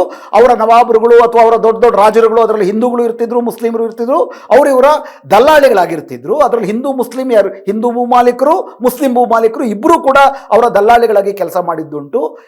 ಇದರ ವಿರುದ್ಧ ಸಂತಾಲರು ಮತ್ತು ಫಕೀರರು ಅಂದರೆ ಮುಸ್ಲಿಂ ಸಂತರು, ಸಂತಾಲರು ಅಂತಂದರೆ ಹಿಂದೂ ಸಂತರು, ಇವರಿಬ್ಬರು ಒಟ್ಟಿಗೆ ಸೇರಿ ಈಸ್ಟ್ ಇಂಡಿಯಾ ಕಂಪನಿ ವಿರುದ್ಧ ಬೃಹತ್ ಬಂಡಾಯವನ್ನು ಹೂಡ್ತಾರೆ. ಕಂಡ ಕಡೆ ಅವರೆಲ್ಲಿ ಬಚ್ಚಿಟ್ಟಿದ್ರು ಅಕ್ಕಿ ದವಸ ಧಾನ್ಯ ಎಲ್ಲ ಅದನ್ನು ಲೂಟಿ ಮಾಡಿ ಜನರಿಗೆ ಹಂಚುತ್ತಾರೆ. ಅವರ ಸೈನ್ಯ ಬಂದಾಗ ಅದರ ವಿರುದ್ಧ ಸಶಸ್ತ್ರ ಸಂಘರ್ಷ ಮಾಡಿ ತಾವು ಪ್ರಾಣ ಬಿಡ್ತಾರೆ, ಅವ್ರನ್ನು ಕೂಡ ಬಲಿ ತೆಗೆದುಕೊತಾರೆ. ಇಡೀ ದೇಶದಲ್ಲಿ, ಇಡೀ ಬಂಗಾಳ ಪ್ರಾಂತ್ಯದಲ್ಲಿ ಸಂತಾಲ ಮತ್ತು ಫಕೀರರ ದಂಗೆ ಇತಿಹಾಸದಲ್ಲಿ ಅತಿ ದೊಡ್ಡ ದಾಖಲೆ. ವಿಷಯ ಏನಪ್ಪ ಅಂದರೆ, ಇಲ್ಲಿ ಹಿಂದೂ ಮತ್ತು ಮುಸ್ಲಿಮರು ಇಬ್ಬರೂ ಸೇರಿ ಈಸ್ಟ್ ಇಂಡಿಯಾ ಕಂಪನಿಯ ವಿರುದ್ಧ ಮತ್ತು ಅವರ ದಲ್ಲಾಳಿಗಳಾಗಿದ್ದಂಥ ಹಿಂದೂ ಮತ್ತು ಮುಸ್ಲಿಂ ಭೂಮಾಲೀಕರ ವಿರುದ್ಧ ಹೋರಾಟ ಮಾಡಿದ್ರು. ಇದಕ್ಕೆ ಧರ್ಮದ ಸೋಂಕಿರಲಿಲ್ಲ. ಶತ್ರುನೂ ಒಬ್ಬ ಸೆಕ್ಯುಲರ್ ಆಗಿದ್ದ, ಜನರ ಐಕ್ಯತೆಯೂ ಸೆಕ್ಯುಲರ್, ಧರ್ಮ ನಿರಪೇಕ್ಷವಾಗಿತ್ತು. ಇಂಥ ಕಥಾವಸ್ತುವನ್ನು ಇಟ್ಟುಕೊಂಡು ಆನಂದ ಮಠ ಅನ್ನೋ ಕಾದಂಬರಿಯನ್ನು ಬಂಕಿಂಚಂದ್ರ ಚಟರ್ಜಿಯವರು ಬರೀತಾರೆ. ಆದರೆ ಇದನ್ನು ಅವರು ಬರೆಯುವ ವೇಳೆಗೆ ಈ ಘಟನೆ ನಡೆದದ್ದು 1770ರಲ್ಲಿ. ಬಂಕಿಂಚಂದ್ರ ಚಟರ್ಜಿಯವರು ಅದರ ಬಗ್ಗೆ ಕಾದಂಬರಿ ಬರೆಯೋದು 1870ರಲ್ಲಿ. ಈ 100 ವರ್ಷಗಳಲ್ಲಿ ನಿಮಗೆ ಗೊತ್ತಿರೋ ಹಾಗೆ 1857ರಲ್ಲಿ ಹಿಂದೂ ಮುಸ್ಲಿಮರು ಒಗ್ಗೂಡಿ ನಡೆದಂಥ ಭಾರತದ ಮೊಟ್ಟ ಮೊದಲ ಸ್ವಾತಂತ್ರ್ಯ ಸಂಗ್ರಾಮವೊಂದು ನಡೆಯುತ್ತೆ. ಆಗ ಬ್ರಿಟಿಷರು ಕಲಿಯೋ ಪಾಠ ಏನಪ್ಪ ಅಂದರೆ, ಹಿಂದೂ ಮುಸ್ಲಿಮರು ಒಂದಾದರೆ ತಮಗೆ ಈ ದೇಶದಲ್ಲಿ ಉಳಿಯೋದಕ್ಕೆ ಅವಕಾಶ ಇರೋದಿಲ್ಲ ಅಂಥೇಳಿ ಹಿಂದೂ ಮುಸ್ಲಿಮರನ್ನು ಒಡೆದು ಆಳುವ ನೀತಿಯನ್ನು ಮಾಡ್ತಾರೆ. ಅದರ ಭಾಗವಾಗಿಯೇ ಇತಿಹಾಸವನ್ನು ತಮ್ಮ ಕೋಮುವಾದಿ ಕಣ್ಣೋಟದಲ್ಲಿ ಹೇಳುವುದಕ್ಕೆ ಶುರು ಮಾಡ್ತಾರೆ. ಈ ದೇಶದಲ್ಲಿ ಮುಸ್ಲಿಂ ಇತಿಹಾಸ, ಉಜ್ವಲ ಹಿಂದೂ ಇತಿಹಾಸ, ಮುಸ್ಲಿಂ ದಾಳಿಕೋರರ ಇತಿಹಾಸ ಹಾಗೂ ಆಧುನಿಕ ಬ್ರಿಟಿಷರ ಇತಿಹಾಸ ಅಂತ ಇವತ್ತೇ ನಮಗೆ ಸ್ಕೂಲುಗಳಲ್ಲಿ ಒಂದು ಕೋಮುವಾದಿ ಚಾರಿತ್ರೀಕರಣವನ್ನು ಮಾಡಿ, ಚಾರಿತ್ರಿಕ ಘಟ್ಟಗಳನ್ನು ಮಾಡಿ ನಮಗೆ ಪಾಠ ಹೇಳ್ಕೊಡ್ತಾರೆ. ಇದರ ಪಿತಾಮಹರು ಬ್ರಿಟಿಷರು. ಹೀಗಾಗಿ ಮುಸ್ಲಿಮರು ನಮ್ಮವರಲ್ಲ, ಮುಸ್ಲಿಮರಿಂದ ನಮ್ಮ ಮೇಲೆ ಧಾರ್ಮಿಕ ದಾಳಿಯಾಗಿದೆ. ಮುಸ್ಲಿಂ ರಾಜರು ಹಿಂದೂ ರಾಜರು ಪರಸ್ಪರ ಕಿತ್ತಾಡ್ಕೊಂಡಿದ್ದಾರೆ, ಪರಸ್ಪರ ಲೂಟಿ ಮಾಡಿದ್ದಾರೆ, ಒಬ್ಬರನ್ನೊಬ್ಬರು ಕೊಂದ್ಕೊಂಡಿದ್ದಾರೆ. ದೇವಸ್ಥಾನಗಳನ್ನು ಹಿಂದೂ ರಾಜರು ಲೂಟಿ ಮಾಡಿದ್ದಾರೆ, ಮುಸ್ಲಿಂ ರಾಜರು ಲೂಟಿ ಮಾಡಿದ್ದಾರೆ. ಬರೀ ಔರಂಗಜೇಬು, ಮೊಹಮ್ಮದ್ ಗೋರಿ, ಮೊಹಮ್ಮದ್ ಗಜ್ನಿ ಅಲ್ಲ, ಹರ್ಷವರ್ಧನನ ಸಂಸ್ಥಾನದಲ್ಲಿ ದೇವಸ್ಥಾನಗಳನ್ನು ಲೂಟಿ ಮಾಡುವುದಕ್ಕೆ ಒಂದು ಮಂತ್ರಿಮಂಡಲ ಇತ್ತು. ಯಾಕಂದರೆ ದೇವಸ್ಥಾನಗಳು ಆಯಾ ಸಾಮ್ರಾಜ್ಯದ ಸಂಪತ್ತನ್ನು ಕಾಪಿಡುವಂತಹ ಒಂದು ಆಗರಗಳಾಗಿದ್ದವು. ಹೀಗಾಗಿಯೇ ಎಲ್ಲೇ ದಾಳಿ ಆದರೂ ಜನರ ಮೇಲೆ ಏನಾಗ್ತಿರಲಿಲ್ಲ, ದೇವಸ್ಥಾನಗಳ ದಾಳಿ ಆಗ್ತಿತ್ತು. ಹಿಂದೂಗಳು ಮಾಡ್ತಿದ್ರು, ಮುಸ್ಲಿಮರು ಮಾಡ್ತಿದ್ರು. ಆದರೆ 1857ರ ಸಂಗ್ರಾಮ ಆದಮೇಲೆ ಬ್ರಿಟಿಷರು ಕಟ್ಟಿಕೊಟ್ಟ ಚರಿತ್ರೆಯಲ್ಲಿ ಇದೆಲ್ಲವೂ ಹಿಂದೂಗಳ ಮೇಲೆ ಮುಸ್ಲಿಮರು ಮಾಡಿದಂಥ ದಾಳಿಯನ್ನು, ಕೋಮುವಾದಿ ಚರಿತ್ರೆಯನ್ನು ಬಿತ್ತಿದ್ರು. ಆ ಕೋಮುವಾದಿ ಚರಿತ್ರೆಯನ್ನು ಓದಿದಂಥ ಒಂದು ಯುವಜನಾಂಗ, ಈ ಬ್ರಿಟಿಷರು ನಮ್ಮ ಸ್ನೇಹಿತರು, ನಮಗೆ ಶತ್ರುಗಳು ಮುಸ್ಲಿಮರು, ನಾವು ಬ್ರಿಟಿಷರ ಜೊತೆ ಕೈಗೂಡಿ ಮತ್ತೆ ಬ್ರಿಟಿಷರು ಈ ದೇಶವನ್ನು ಬಿಟ್ಟು ಹೋದ ಮೇಲೆ ಇದನ್ನು ಹಿಂದೂ ರಾಷ್ಟ್ರವನ್ನಾಗಿ ಮಾಡಿಕೊಳ್ಬೇಕು ಅನ್ನುವಂತಹ ಹಿಂದೂ ರಾಷ್ಟ್ರವಾದಿ ಸಿದ್ಧಾಂತ ಆಗಲೇ ಬೇರು ಬಿಡ್ತಾ ಇತ್ತು. ವಿಶೇಷವಾಗಿ ಬಂಗಾಳದಲ್ಲಿ ಅದು ಬೇರು ಬಿಡ್ತಾ ಇತ್ತು. ಅದರ ಭಾಗವಾಗಿ ಆನಂದ ಮಠ ಕಾದಂಬರಿಯನ್ನು ಬಂಕಿಂಚಂದ್ರ ಚಟರ್ಜಿಯವರು ಬರೀತಾರೆ. ಆ ಆನಂದ ಮಠ ಕಾದಂಬರಿ ವಸ್ತು ಸಂತಾಲ ಮತ್ತು ಫಕೀರರ ಬಂಡಾಯ ಆಗಿದ್ದರೂ ಕೂಡ ಇಡೀ ಆ ಕಾದಂಬರಿನಲ್ಲಿ ಫಕೀರರು ಮಾಯವಾಗ್ತಾರೆ. ಇಡೀ ಆ ಕಾದಂಬರಿಯನ್ನು ಮುಸ್ಲಿಂ ನವಾಬರ ವಿರುದ್ಧ, ಮುಸ್ಲಿಂ ಸಾಮಾನ್ಯ ಜನರು, ತನ್ನಂತೆ ಸಮಾನ ಶೋಷಣೆಗೆ ಗುರಿಯಾಗಿರುವ ಮುಸ್ಲಿಂ ಜನಸಾಮಾನ್ಯರ ವಿರುದ್ಧ, ಮುಸ್ಲಿಂ ನವಾಬರನ್ನು ದೊಡ್ಡ ದಾಳಿಕೋರರು ಅಂತ ಚಿತ್ರಿಸಿ ಅವರ ವಿರುದ್ಧ ಒಬ್ಬ ಬ್ರಾಹ್ಮಣ, ಅದು ಸಾಮಾನ್ಯ ಗಿರಿಜನರು ಅಲ್ಲ, ದಲಿತರಲ್ಲ, ಆದಿವಾಸಿಗಳಲ್ಲ, ಒಬ್ಬ ಬ್ರಾಹ್ಮಣ ಮಹೇಂದ್ರ, ಅವನ ನೇತೃತ್ವದಲ್ಲಿ ಸಂತಾಲರು ನಡೆಸುವಂತಹ ದಂಗೆಯ ಕಾದಂಬರಿಯಾಗಿ ಇಡೀ ಇತಿಹಾಸದ ವಸ್ತುವನ್ನೇ ಕೋಮುವಾದೀಕರಿಸಿ ಆನಂದ ಮಠ ಕಾದಂಬರಿ ರಚನೆಯಾಗುತ್ತೆ. ಆ ರಚನೆ ಆಗುವ ಪ್ರಕ್ರಿಯೆ ಅಲ್ಲಲ್ಲಿ ಹಾಡುಗಳನ್ನು ಬರೆಯೋದು, ಆಗ ಕಾದಂಬರಿಯ ಶೈಲಿ ಅದಿತ್ತು. ಈ ಕಾದಂಬರಿಯ ಪಾತ್ರ ಬೆಳೆಯುತ್ತಿದ್ದಂತೆ ಮಹೇಂದ್ರ ಅನ್ನುವ ಈ ಬ್ರಾಹ್ಮಣ ಭೂಮಾಲೀಕ ತನ್ನ ಎಲ್ಲ ಭೂಮಾಲೀಕತ್ವವನ್ನು ಕಳ್ಕೊಂಡು ಹೆಂಡತಿಯ ಜೊತೆ ಹೊರಟಿರ್ಬೇಕಾದ್ರೆ ಸಂತಾಲರವ್ರನ್ನ ಭೇಟಿಯಾಗ್ತಾರೆ. ಅವನಲ್ಲಿ ಮತ್ತೆ ಕ್ಷಾತ್ರತೆಯನ್ನು ಕೆರಳಿಸಿ ಹೋರಾಟಕ್ಕೆ ಮರಳುವಂತೆ ಮಾಡುವುದಕ್ಕಾಗಿ ಒಬ್ಬ ಸಂತಾಲ ವೀರ ಮಹೇಂದ್ರನನ್ನು ದುರ್ಗೆಯ ಎದುರುಗಡೆ ಹೋಗಿ ನಿಲ್ಲಿಸ್ತಾನೆ. ಆಗ ಈ 6 ಚರಣಗಳು, ಈ ಉಳಿದ 4 ಚರಣಗಳನ್ನು ಕೂಡ ಬರೀತಾರೆ. ಆ ಕಾಳಿಯ ಮುಂದೆ, ದುರ್ಗೆಯ ಮುಂದೆ ಮಹೇಂದ್ರನನ್ನು ನಿಲ್ಲಿಸಿ ದುರ್ಗೆಯನ್ನು ಸ್ತುತಿಸ್ತಾ, ನೋಡು ಇವತ್ತು ನಮಗೆ ಮುಸ್ಲಿಮರಿಂದ ಈ ದೇಶವನ್ನು ಬಚಾವ್ ಮಾಡ್ಕೋಬೇಕಾಗಿದೆ, ಕಾಳಿ ನಮ್ಮ ರಕ್ಷಣೆಗಿದ್ದಾಳೆ, ದುರ್ಗೆ ನಮ್ಮ ರಕ್ಷಣೆಗಿದ್ದಾಳೆ. ಹೆಂಗೆ ರಕ್ಷಣೆಗಿದ್ದಾಳೆ? ತ್ವಹಿ ದುರ್ಗಾ ದಶಪ್ರಹರಣಧಾರಿಣಿ, 10 ತೋಳುಗಳಿಂದಲೂ ಕೂಡ ಕತ್ತಿ ಬರ್ಜಿ ಇತ್ಯಾದಿ ಸಂಹಾರ ಸಾಧನಗಳನ್ನು ಇಟ್ಟುಕೊಂಡು ನಮ್ಮನ್ನು ಪ್ರೇರೇಪಿಸ್ತಿದ್ದಾಳೆ. ನಾವು ಅದರಿಂದ ಪ್ರೇರಣೆಗೊಂಡು ಮುಸ್ಲಿಮರನ್ನು ಸರ್ವನಾಶ ಮಾಡಿ ನಮ್ಮ ಹಳೆಯ ಉಜ್ವಲತೆಯನ್ನು ಮರುಸ್ಥಾಪನೆ ಮಾಡಬೇಕು, ನೀನು ಎದ್ದೇಳು ಅನ್ನುವಂಥದ್ದು ಅದರ ಭಾಗವಾಗಿ. ಅಂದರೆ ಇಡೀ ಕಾದಂಬರಿ ಒಂದು ಇತಿಹಾಸಕ್ಕೆ ಮೊದಲು ಒಂದು ಮೋಸವನ್ನು ಮಾಡುತ್ತೆ. ಹಿಂದೂ ಮುಸ್ಲಿಮರು ಇಬ್ಬರೂ ಸೇರಿ ಹಿಂದೂ ಮುಸ್ಲಿಂ ಶೋಷಕರ ವಿರುದ್ಧ ಮತ್ತು ಈಸ್ಟ್ ಇಂಡಿಯಾ ಕಂಪನಿ ವಿರುದ್ಧ ನಡೆದಂಥ ಹೋರಾಟವನ್ನು ಬರೀ ಹಿಂದೂಗಳ ಬಂಡಾಯ ಮತ್ತು ಮುಸ್ಲಿಮರು, ಸಾಮಾನ್ಯ ಮುಸ್ಲಿಮರು ಕೂಡ ತಮ್ಮಂತೆ ಶೋಷಣೆ ಒಳಗಾಗಿದ್ರು, ಸಾಯ್ತಾ ಇದ್ರು ಕೂಡ ಅವ್ರನ್ನೂ ಶತ್ರುಗಳು ಅಂತ ತೋರಿಸುತ್ತೆ. ಎರಡನೇದು ಅತಿ ಮುಖ್ಯವಾಗಿ, ಆ ಇಡೀ ಕಾದಂಬರಿನಲ್ಲಿ ಬರೋ ಪಾತ್ರಗಳಲ್ಲಿ ಆಗಾಗ ಒಬ್ಬ ಸುಂದರಿಯಾದಂಥ ಯುವತಿ ಬಂದು ಇವರನ್ನು ಪ್ರಚೋದಿಸ್ತಾ ಇರ್ತಾಳೆ. ಕೆಲವು ಕಡೆ ಈ ಹೋರಾಟಕ್ಕೆ ಬ್ರಿಟಿಷರು ಅಡ್ಡಿ ಆಗ್ತಾರೆ. ಆಗ ಒಬ್ಬ ಬ್ರಿಟಿಷ್ ಸೇನಾಧಿಪತಿಯನ್ನು ಸಂಧಿಸುವಂತಹ ಈ ಸುಂದರವಾದಂಥ ಯುವತಿ, ನೀವ್ಯಾತಕ್ಕೆ ನಮಗೆ ಅಡ್ಡಿಗೆ ಬರ್ತೀರಾ, ನೀವು ನಮ್ಮ ಸ್ನೇಹಿತರು, ನಮ್ಮ ಶತ್ರುಗಳು ಕೇವಲ ಮುಸ್ಲಿಮರು ಅಂತ ತುಂಬ ಸ್ಪಷ್ಟವಾದಂಥ ಮಾತುಗಳು ಹೇಳ್ತಾರೆ. ಕಾದಂಬರಿಯ ಕೊನೆಯಲ್ಲಿ ಯಾವಾಗ ನವಾಬನನ್ನು ಸೋಲಿಸಿರ್ತಾರೆ, ಈಗ ನಾವು ಸಂಪೂರ್ಣವಾಗಿ ವಿಜಯ ಸಾಧಿಸಿರ್ತಾರೆ, ಆಗ ಮಹೇಂದ್ರ ಕೇಳ್ತಾನೆ, ಈಗ ಆಯಿತು ಮುಸ್ಲಿಮರು ಸೋತರು, ಈಗ ನಾವು ಬ್ರಿಟಿಷರ ವಿರುದ್ಧ ಹೋರಾಟ ಮಾಡಬೇಕಲ್ಲ ಅಂತಂದರೆ ಒಂದು ಅಶರೀರವಾಣಿ ಬಂದು ಹೇಳುತ್ತೆ. ಅದು ಕಾದಂಬರಿಯ ಕೊನೆಯ ಭಾಗ. ಅಯ್ಯೋ ಮುಟ್ಟಾಳ, ನಮಗೆ ಬ್ರಿಟಿಷರು ಶತ್ರುಗಳಲ್ಲ, ನಾವು ಆಧ್ಯಾತ್ಮಿಕ ವಿಷಯಗಳಲ್ಲಿ ಪರಿಣಿತರೇ ಹೊರತು ಲೌಕಿಕ ವಿಷಯಗಳಲ್ಲಿ ಬ್ರಿಟಿಷರೇ ಪರಿಣಿತರು. ನಾವು ಅವರಿಂದ ಕಲಿಯಲು ಇನ್ನೂ ಸಾಕಷ್ಟು ವಿಷಯಗಳಿದ್ದಾವೆ. ನಾವು ಈ ಹೋರಾಟ ಮಾಡಿದ್ದು ಕೇವಲ ಮುಸ್ಲಿಮರ ವಿರುದ್ಧ.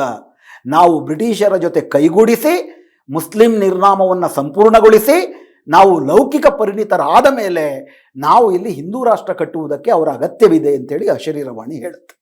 ಇದನ್ನು ಕನ್ನಡಕ್ಕೂ ಅನುವಾದ ಮಾಡಿದ್ದಾರೆ.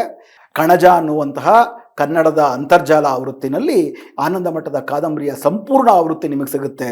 ದಯವಿಟ್ಟು ತಾವು ಅದನ್ನು ಓದಿ. ಸೊ ಆನಂದ ಮಠ ಕಾದಂಬರಿಯಲ್ಲಿ ಈ 4 ಚರಣ ಸೇರಿಕೊಂಡದ್ದೇ ಸ್ವಾತಂತ್ರ್ಯ ಹೋರಾಟದ ಕೋಮುವಾದೀಕರಣದ ಭಾಗವಾಗಿ, ಬ್ರಾಹ್ಮಣಶಾಹಿಯ ಪುನಃಸ್ಥಾಪನೆಯ ಭಾಗವಾಗಿ, ಮುಸ್ಲಿಮರನ್ನು ದುರುಳೀಕರಿಸುವ ಭಾಗವಾಗಿ, ಬ್ರಿಟಿಷರ ಜೊತೆ ಕೈಗೂಡಿಸುವ RSSನ ಸಿದ್ಧಾಂತ ಏನು ನಂತರ ಏರ್ಪಡ್ತು ಅದರ ಭಾಗವಾಗಿ.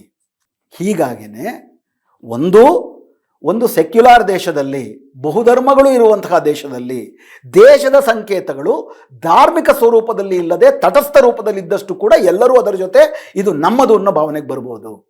ಅದು ಧಾರ್ಮಿಕ ಸ್ವರೂಪ ಪಡ್ಕೊಂಡ ತಕ್ಷಣ, ಪ್ರತಿಮೆಯ ರೂಪ ಪಡ್ಕೊಂಡ ತಕ್ಷಣ ಇದೇ ದೇಶದ ಮತ್ತೊಂದು ಜನಾಂಗವನ್ನು ನರಹತ್ಯೆ ಮಾಡುವುದಕ್ಕೆ ಪ್ರೇರೇಪಣೆ ಕೊಡುವ ಹಾಡಿನ ಸ್ವರೂಪ ಪಡ್ಕೊಂಡಾಗ ಉಳಿದವರಿಗೆ ಈ ಹಾಡನ್ನು ಹಾಡಿ ಅಂತ ನೀವು ಕಡ್ಡಾಯ ಮಾಡುವಂಥದ್ದು ಕೋಮುವಾದದ ಭಾಗವೇ ಆಗುತ್ತೆ. ಈ ಎಲ್ಲ ವಿವೇಕದೊಂದಿಗೆ BJPಯ ಪಿತಾಮಹರು ಕೂಡ, ಶ್ಯಾಮ್ ಪ್ರಸಾದ್ ಮುಖರ್ಜಿ ಇರ್ಬೋದು ಅಥವಾ BJPಯ ಸ್ನೇಹಿತರು ಅಂತ ಭಾವಿಸುವ ಸರ್ದಾರ್ ಪಟೇಲ್ ಆಗಿರ್ಬೋದು, ಇವರುಗಳೆಲ್ಲರೂ ಒಟ್ಟುಗೂಡಿ ಹಾಗೂ ರವೀಂದ್ರನಾಥ್ ಠಾಗೂರ್ ಅವರ ಸಲಹೆ ಮೇರೆಗೆ ನೆಹರು ಅವರ ನೇತೃತ್ವದಲ್ಲಿ ಕೇವಲ 2 ಚರಣಗಳು ಮಾತ್ರ ಅಂತ ಒಪ್ಪಿಕೊಳ್ಳಲಾಗಿತ್ತು. ಆದರೆ ಇಡೀ ದೇಶದ ಇತಿಹಾಸವನ್ನು ಏನು 40-50 ಇಡೀ ಅವರ ಪ್ರಾಜೆಕ್ಟೇ RSSನ BJPಯ ಪ್ರಾಜೆಕ್ಟೇ ಹಿಂದೂ ರಾಷ್ಟ್ರ ಮಾಡುವುದಾಗಿರುವುದರಿಂದ ಆನಂದ ಮಠ ಕಾದಂಬರಿ ಅವರಿಗೆ ಅತ್ಯುತ್ತಮವಾದಂಥ ಒಂದು ಸಾಧನವಾಗಿ ಕಂಡುಬಂದಿದೆ. ಹೀಗಾಗಿ ರಾಷ್ಟ್ರಗಾನದ ಸ್ಥಾನಮಾನ ಸಂವಿಧಾನದಲ್ಲೇ ಒಂದೇ ಮಾತರಮ್ಗೆ ಇದ್ದರೂ ಕೂಡ ಮತ್ತು ಸಂವಿಧಾನದ ಸಭಾಧ್ಯಕ್ಷರೇ 2 ಚರಣಗಳನ್ನು ಮಾತ್ರ ಹಾಡಬೇಕು ಅಂತ ಸಕಲರ ಸರ್ವಸಮ್ಮತಿಯೊಂದಿಗೆ ಒಪ್ಪಿಗೆ ಕೊಟ್ಟಿದ್ದರೂ ಕೂಡ ಅದು ಕೇವಲ ಮುಸ್ಲಿಮರ ತುಷ್ಟೀಕರಣಕ್ಕೆ ಕಾಂಗ್ರೆಸ್ ಸರ್ಕಾರ ಮಾಡಿದಂಥ ವಿಷಯ. ಆ ಥರ ತುಷ್ಟೀಕರಣ ಮಾಡಿದ್ದಕ್ಕೆ ಭಾರತ ವಿಭಜನೆ ಆಯಿತು. ಭಾರತ ವಿಭಜನೆ ಆಗೋದಕ್ಕೆ ಕರೆ ಕೊಟ್ಟದ್ದೇ ಸಾವರ್ಕರ್ ಅವರು. ಇದ್ರ ಬಗ್ಗೆ ನಾವಾಗಲೇ ಒಂದು ಎಪಿಸೋಡ್ ಮಾಡಿದ್ದೀವಿ, ತಮಗೆ ಸ್ಪಷ್ಟ ಇರಬೇಕು. ಹಿಂದೂಗಳು ಒಂದು ರಾಷ್ಟ್ರ, ಮುಸ್ಲಿಮರು ಒಂದು ರಾಷ್ಟ್ರ, 2 ರಾಷ್ಟ್ರಗಳು ಒಟ್ಟಿಗೆ ಇರುವುದಕ್ಕೆ ಸಾಧ್ಯವಿಲ್ಲ. ಒಟ್ಟಿಗೆ ಇರಬೇಕು ಅಂದರೆ ಮುಸ್ಲಿಮರು ಸದಾ ಹಿಂದೂಗಳ ಗುಲಾಮರಾಗಿರಬೇಕು ಅಥವಾ ಬೇರೆ ದೇಶಕ್ಕೆ ಅವರು ಹೋಗ್ಬೋದು. ಇದು ಸಾವರ್ಕರ್ ಅವರು 1937ರಲ್ಲೇ ಪ್ರತಿಪಾದಿಸಿದ್ರು, 40ರಲ್ಲಿ ಇನ್ನೂ ಸ್ಪಷ್ಟವಾಗಿ ಇದನ್ನು ಪ್ರತಿಪಾದಿಸಿದ್ರು. ಇದನ್ನು ಅಂಬೇಡ್ಕರ್ ಅವರು ಭಾಳ ಸ್ಪಷ್ಟವಾಗಿ partition R the question of Pakistan ಅನ್ನೋ ಪುಸ್ತಕದಲ್ಲಿ ತುಂಬ ಸ್ಪಷ್ಟವಾಗಿ ಬರೀತಾರೆ. ಸೊ ಹೀಗಾಗಿ ಈ ದೇಶವನ್ನು ಕೋಮುವಾದೀಕರಿಸುವ ಅಜೆಂಡಾದ ಭಾಗವಾಗಿ, ದೇಶದ ಇತಿಹಾಸವನ್ನು ಕೋಮುವಾದೀಕರಿಸುವ, ಹಿಂದೂ ಮುಸ್ಲಿಮರು ಎಲ್ಲ ಕಟ್ಟಿದ ಎಲ್ಲರೂ ಒಟ್ಟು ಸೇರಿ ರಕ್ತ ಬೆವರನ್ನು ಹರಿಸಿ ಕಟ್ಟಿದಂತಹ ಈ ಬಹುಧರ್ಮೀಯ ದೇಶವನ್ನು ಕೇವಲ ಹಿಂದೂ ರಾಷ್ಟ್ರ ಮಾಡುವುದಕ್ಕೆ ತಮಗೆ ಬೇಕಾದ ಇತಿಹಾಸವನ್ನು ಕಲ್ಪಿಸಿಕೊಳ್ಳುವುದರ ಭಾಗವಾಗಿ ಆನಂದ ಮಠ ಕಾದಂಬರಿಯನ್ನು ಮತ್ತೆ ಚರ್ಚೆಗೆ ತಂದರು.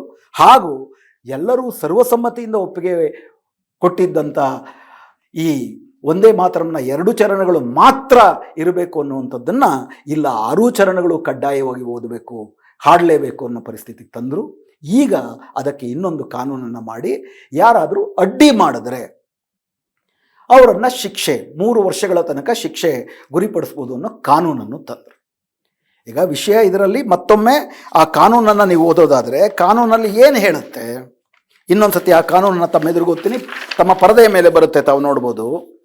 ಹೂ ever intentionally prevents the singing of national anthem or the national song, ಯಾರಾದರೂ ಉದ್ದೇಶಪೂರ್ವಕವಾಗಿ ರಾಷ್ಟ್ರಗೀತೆಯನ್ನು ಮತ್ತು ರಾಷ್ಟ್ರಗಾನವನ್ನು ಹಾಡಲು ಅಡ್ಡಿಪಡಿಸಿದರೆ, causes disturbance to any assembly engage in such singing, ಆ ಥರ ಹಾಡುಗಾರಿಕೆ ನಡೆಯುತ್ತಿರುವ ಸಭೆಯಲ್ಲಿ ಯಾರಾದರೂ ತೊಂದರೆಯನ್ನು ಉಂಟು ಮಾಡಿದರೆ ಅವರ ಮೇಲೆ ಶಿಕ್ಷೆಯನ್ನು 3 ವರ್ಷದ ಶಿಕ್ಷೆ.